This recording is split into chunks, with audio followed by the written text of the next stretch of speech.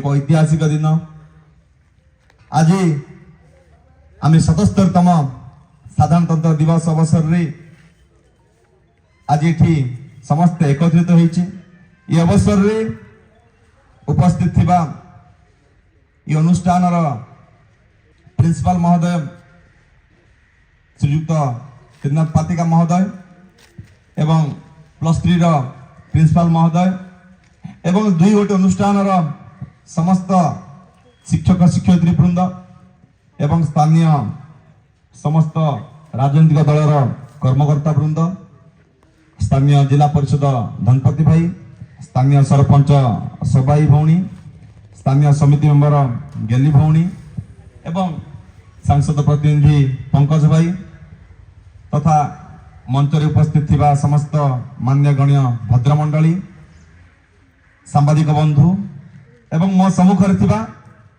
ए देशर भविष्य ए देशर नागरिक मोर समस्त छोट भाई भौणी माने समस्त को आजिकार 77तम साधारणतंत्र दिवस अवसर रे आपण मानकु मो तरफ ढेर सारा शुभेच्छा शुभकामना एवं जो जार अवदान रे आज आम ए भारत वर्ष रे खुशी बंची पारुचे सेमानंक पई कोटि कोटि प्रणाम। आम समस्त जानिछे आज ए जनवरी 26 साधारणतंत्र दिवस प्रथम करी 1950 मसीहा जनवरी 26 तारिख रे प्रथम साधारणतंत्र दिवस ए भारत वर्ष माटी रे पालन कर जायथिला। ता पूर्वरु आम इंग्रेज मानक पाखरे शोषित होउथिले शासित होउथिले शोषणर शिकार होउथिले दुर्नीतिर शिकार होउथिले। दीर्घ वर्षर शह शह वर्षर अक्लांत परिश्रम परे भारतर महापुरुष भारतर संतान माने माटी पाई जीवन देइछंती ए माटी पाई रक्त देइछंती ए माटी पाई बलिदान देइछंती सेमानंकर प्रत्येक कथा को मन पकई ए कार्यक्रम आज हम पालन करूछु। शताधिक वर्ष इंग्रेज कबल शासित होगा पर 1947 मसीहा अगस्ट 15 आम स्वाधीनता पाइले सत किंतु आम पाखरे ना थिला ए भारत वर्ष को चलाया कौन अधिकार ना थिला कौन आईन कानून ना थिला कौन गणतंत्र व्यवस्था। से अवसर रे से समय तत्कालीन राष्ट्रपति राजेंद्र प्रसाद एवं से समय समस्त महापुरुष माने एकत्र आलोचना करी गणतंत्र व्यवस्था करने संविधान लिखा से समय ड्राफ्टिंग कमिटी चेयरमैन तथा स्वाधीनता संग्रामी से समय जड़े वरिष्ठ ज्ञानी डॉक्टर भीमराव आंबेडकर को ए दायित्व न्यस्त कर से 32 गोटी डिग्री उत्तराधिकारी थिले।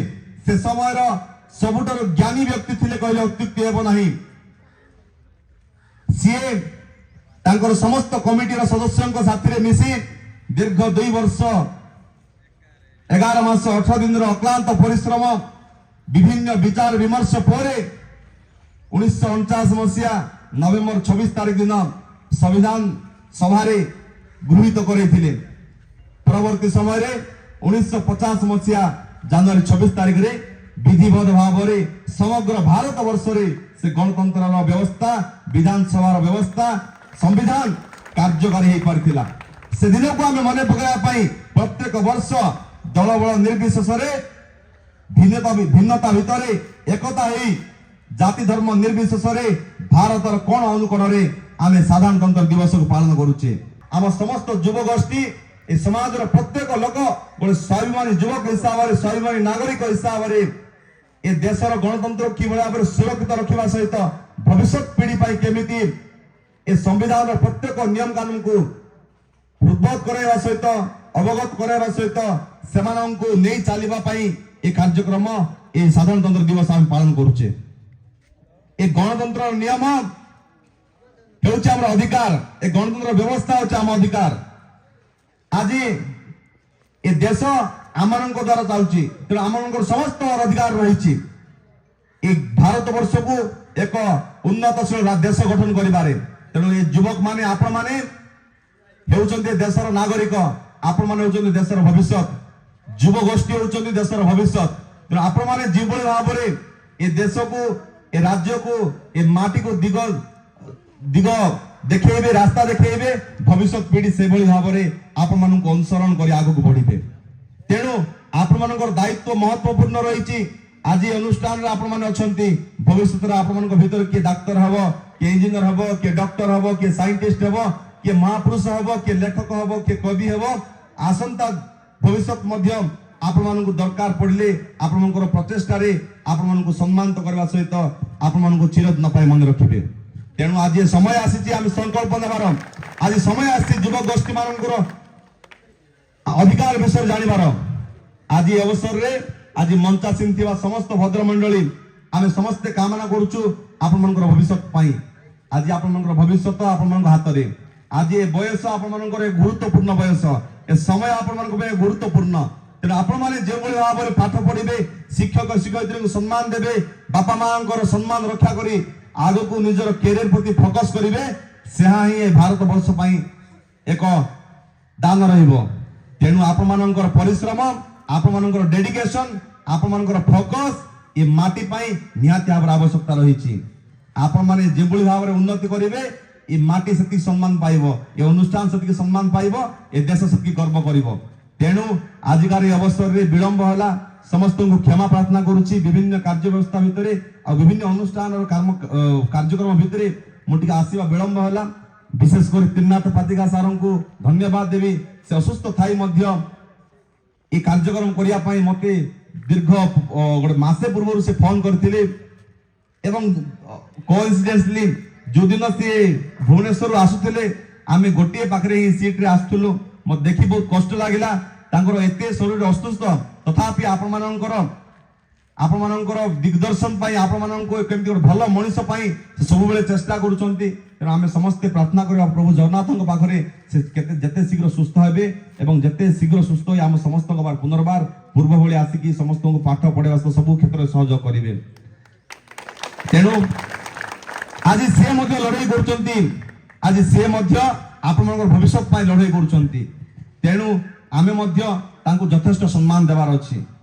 से असुस्थ थाई मध्य आपण मानक पई चिंता करूछंती, अनुष्ठान पई चिंता करूछंती, हा होछ हम पई गर्व एवं गौरवर विषय।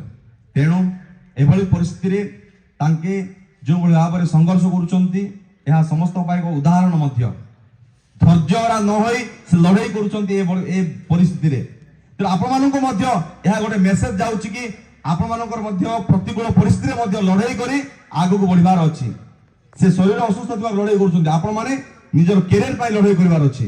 तेणु ए अवसर रे समस्त युवक युवती मानक मु विशेष अनुरोध करिबी, भलरे पाठ पढ़, भलरे मन लगाई पाठ पढ़।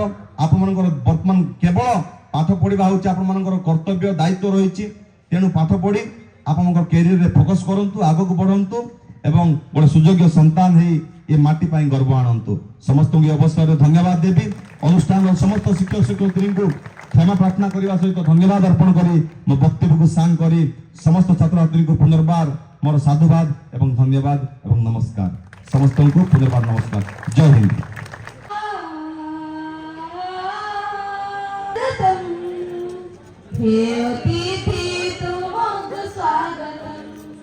स्वागतम स्वागतम स्वागतम।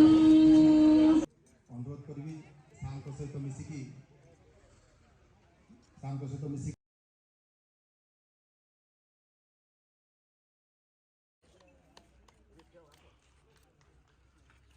Sladolay, 100-meter girls.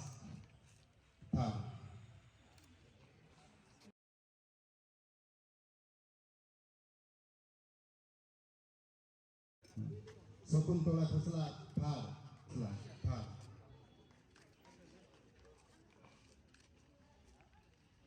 Discus throw.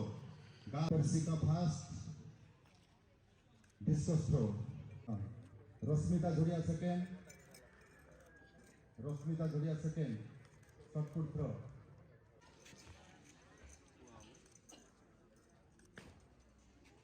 Bablu Mudli first. 200-meter boys. No mediator. 200 representing Dharmendra Benya first.